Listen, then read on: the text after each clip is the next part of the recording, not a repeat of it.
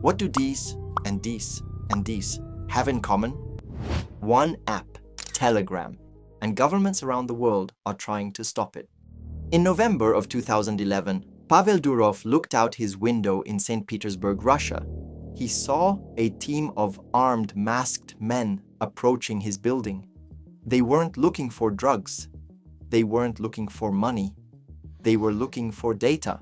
Pavel was 26. He was the founder of VKontakte, the Facebook of Russia, and he had just refused a direct order from the Federal Security Service to hand over the personal data of Ukrainian protest organizers. The message was clear: the state owns your data, the state owns you. The police eventually left him unharmed that night, but Pavel had heard the message perfectly. Every phone call could be listened to, every message could be intercepted, every platform he used was someone else's property. If he texted, the telecom provider would intercept it. If he emailed someone, the email provider could be required to turn them over. If he called, the line was tapped. Pavel realized that even with millions of dollars and a massive tech company, he had zero digital freedom. He was naked. We're told the story of social media is a story of connection, of sharing, of a global village. But for Pavel Durov, it was a story of surveillance, of control, of platforms that know you better than you know yourself, and governments that can knock on your door and ask for the keys. 2 years after that SWAT team visit, Pavel and his brother Nikolai, who co-founded VKontakte with him, became refugees. And with the money Pavel had left, they didn't buy an island. They built a country, a digital country called Telegram. Today, Telegram is a digital nation of over 1 billion active users. It has shaped elections, coordinated revolutions, facilitated economies, and terrified world governments from Moscow to Paris. The insane part? It did all of this with zero advertising budget and a tiny team of just about 30 people. How did an app built by two Russian brothers reach 1 billion users without ads or selling user data? Why did WhatsApp and Facebook Messenger fail to stop it? And why did France arrest Pavel Durov? This is a story of privacy over dollars. This is the story of Telegram. First, let's meet the Durov brothers, the creators of Telegram. These Durov brothers are quite an odd pair. Pavel, the younger one, the public face, charismatic, ascetic, a libertarian who wears all black, trains in martial arts, posts shirtless photos on social media, and once threw paper airplanes made of 5,000 ruble notes, them worth about $155, out of his office's window just because. Pavel is a meme.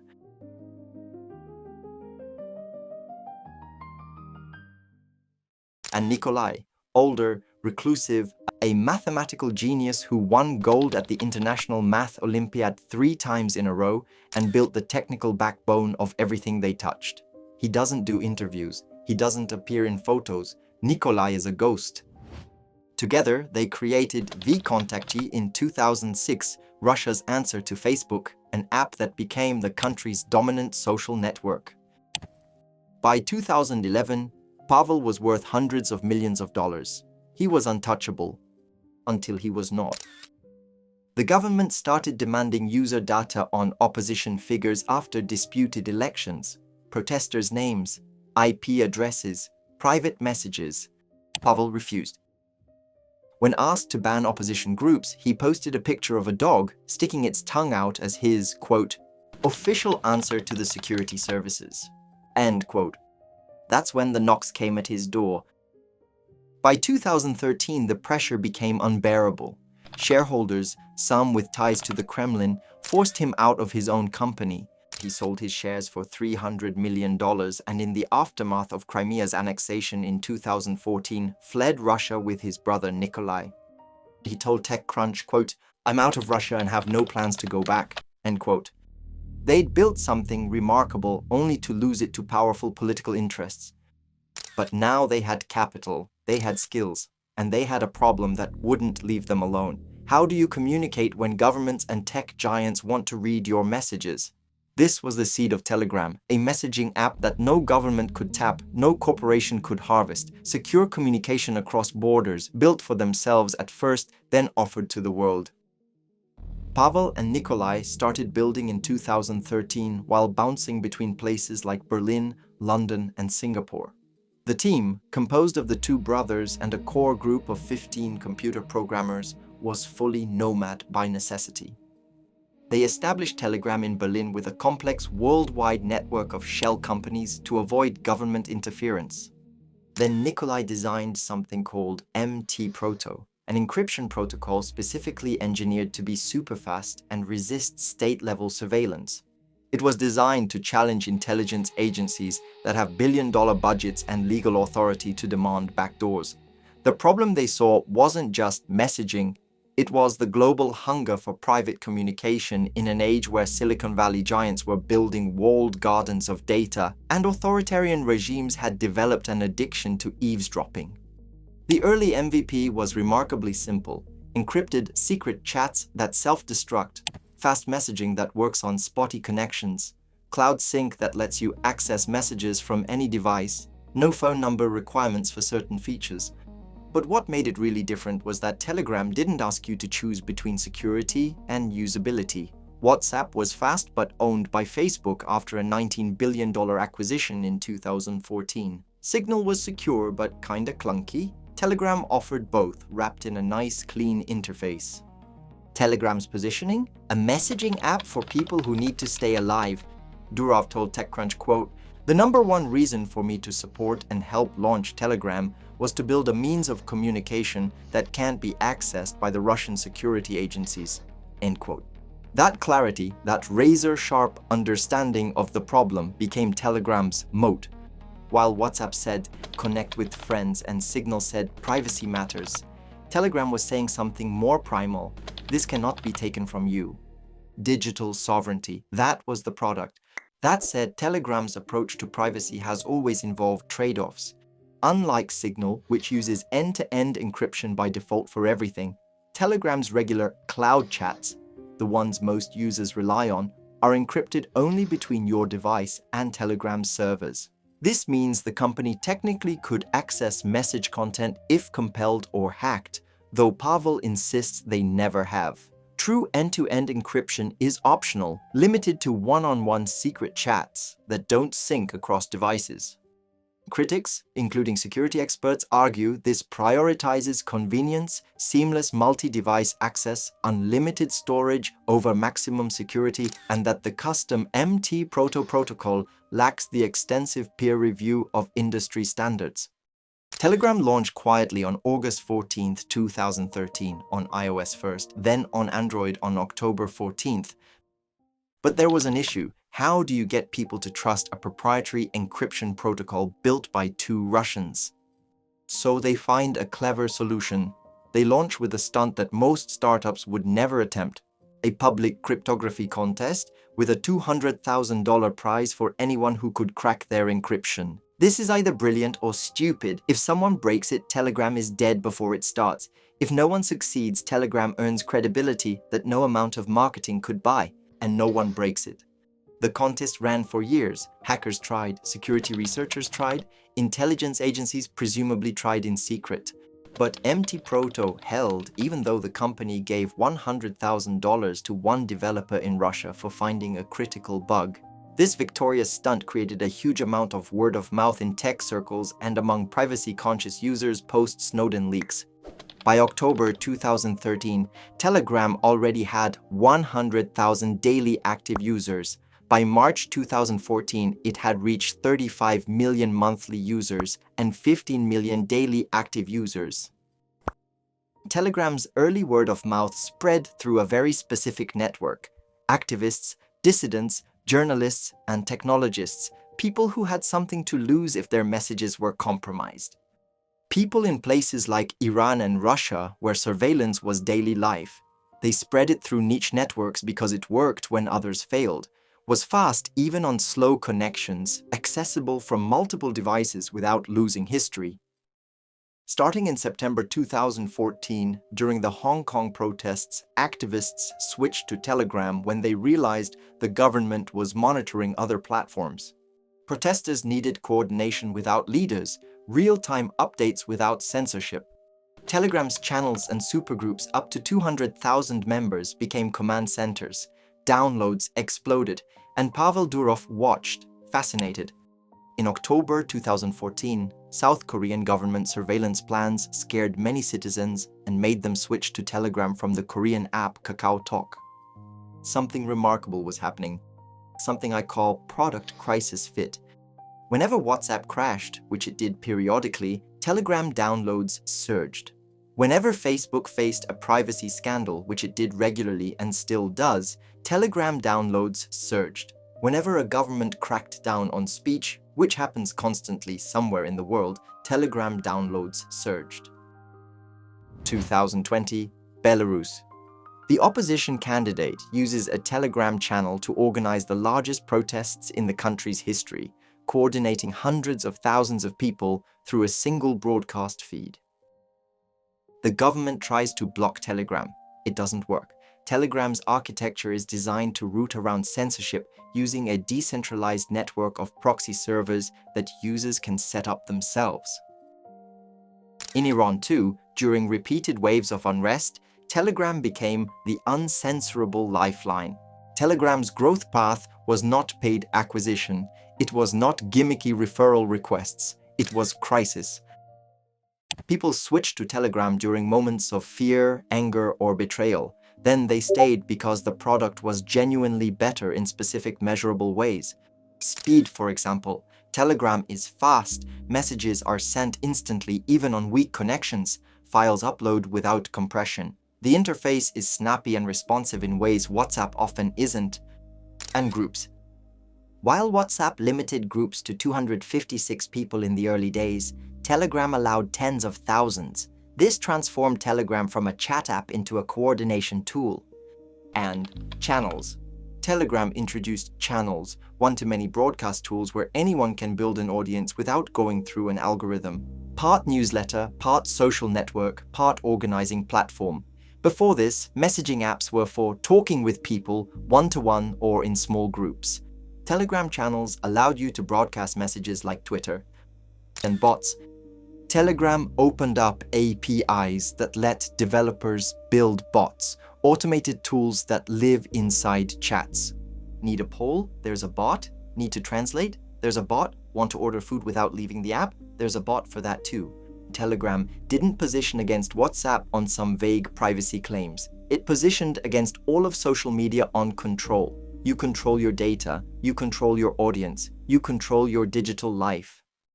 By 2016, Telegram has 100 million users. By 2018, 200 million. Still tiny compared to WhatsApp's billion plus, but the users are engaged. They're spending hours per day in channels. They're building communities. They're creating sticker packs and bots and ecosystems.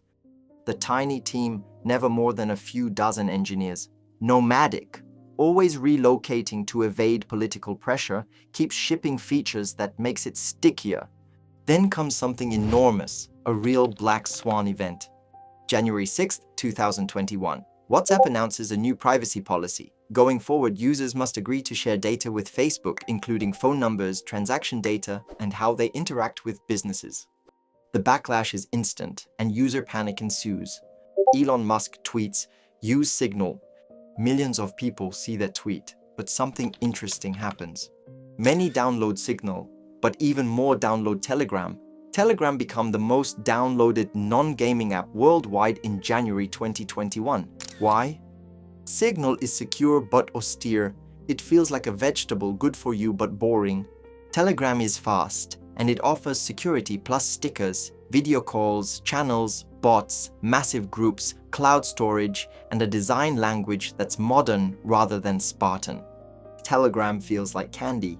In 3 days, Telegram adds 25 million users. In January alone, more than 100 million people join. The servers strain but don't break. Pavel tweets updates in real time, almost giddy in this chaos. In October 2021, Telegram gains a record 70 million new users as Facebook experiences a nearly 6-hour-long outage across its services. By 2022, Telegram passes 700 million users. The growth isn't linear, it's exponential spikes triggered by external events, each crisis bringing a new wave that mostly stays. And one thing makes Telegram's growth unique. It manages to be both a tool for democracy activists and a platform for mainstream culture at the same time. Channels become media empires. In Russia, some Telegram channels have millions of subscribers, more reach than TV networks. In India, regional language communities thrive. In Latin America, Telegram becomes the preferred platform for cryptocurrency discussion, finance tips, and neighborhood coordination. Telegram isn't hired for one job, it's hired for dozens. Protest coordination, help me organize without surveillance. Community building, help me reach my audience without algorithms I do not control. Private conversation, help me talk without being tracked. Content discovery, help me find information my government is hiding. Group coordination, help me manage a community of thousands. Each job brings a different user segment. Each segment creates content that attracts more segments. The flywheel accelerates. Every time you open Telegram, you don't know what you'll find. New channels, fresh content, breaking news your government doesn't want you to see. It's an information slot machine that makes the product super sticky. And here's a crucial detail. Telegram's team is still under 50 people. Pavel runs the company from Dubai, where he's taken citizenship. The engineering team is distributed globally, bouncing between countries to avoid legal pressure. There's no office, no extra bureaucracy. Every dollar not spent on bureaucracy is a dollar spent on servers, features, and survival. By 2023, Telegram has 800 million users. In 2024, it crosses 900 million. And in March 2025, Telegram hits 1 billion users.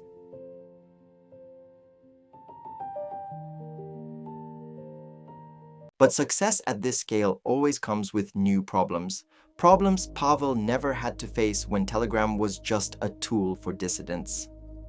The same features that made Telegram powerful for activists also made it powerful for criminals.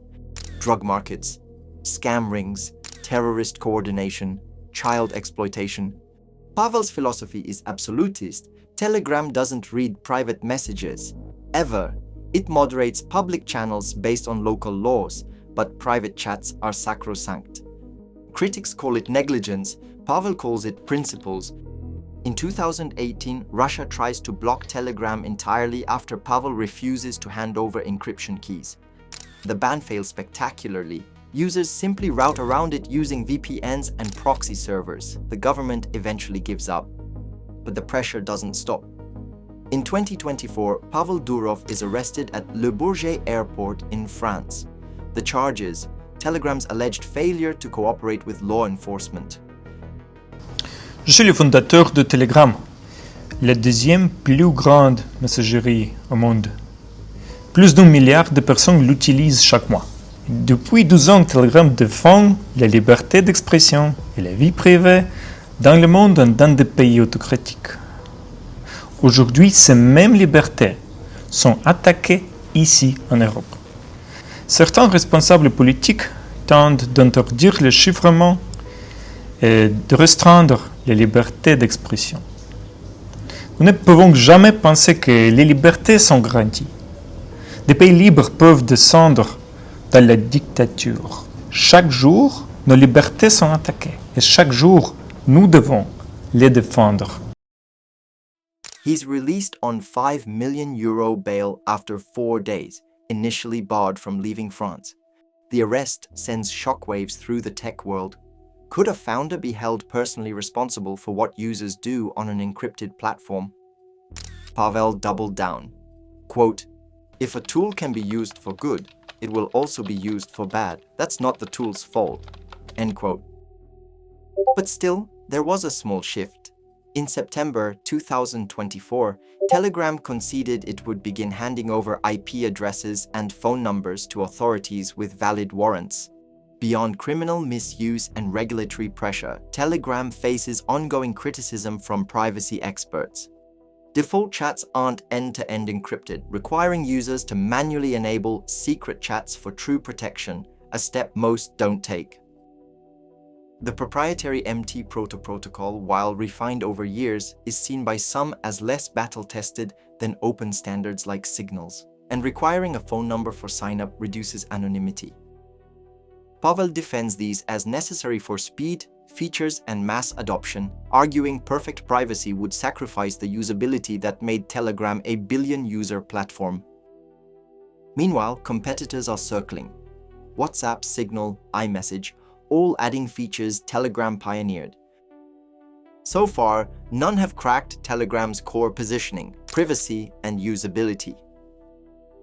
But there's another challenge: money. Telegram has never charged users, never ran ads. Pavel personally funded it for a decade, burning through hundreds of millions.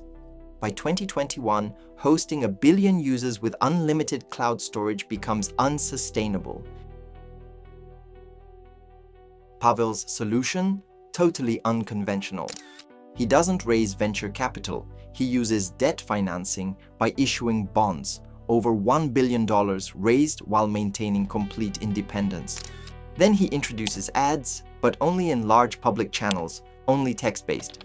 No personal data harvesting. He launches Telegram Premium for power users, while the free version stays fully functional. With this contrarian strategy, Telegram survives without becoming a surveillance platform, without selling user data, without compromise. This is the luxury afforded by being mission-driven rather than investor-driven. Pavel never went public, never gave up control. While WhatsApp sold to Facebook for $19 billion, Telegram issued bonds. While Snapchat IPO'd under shareholder pressure, Telegram stayed private. This was the opposite of every tech playbook, and that's why Telegram could stay Telegram. If there's one thing we can take away from Telegram's story, it's this. Telegram achieved product market fit by selling something rarer than features: digital freedom. In a world where free apps harvest your life, Telegram offers a powerful blend of privacy and usability. Though that privacy is not perfect for everyone, for maximum security, users must opt into secret chats and trust Telegram servers for everything else. But every feature like encryption, channels, bots, groups reinforces the same insight. You don't have to choose between privacy and usability. Users needed that for secrets, for coordination, for saving lives, and also for fun. Telegram's success endures because it chose a small, viable market first, people who couldn't afford to be watched, then stayed true to that vision as the world caught up. Today, Telegram is profitable, it's uncensored, it's a digital nation of more than 1 billion citizens, with a 2-person government.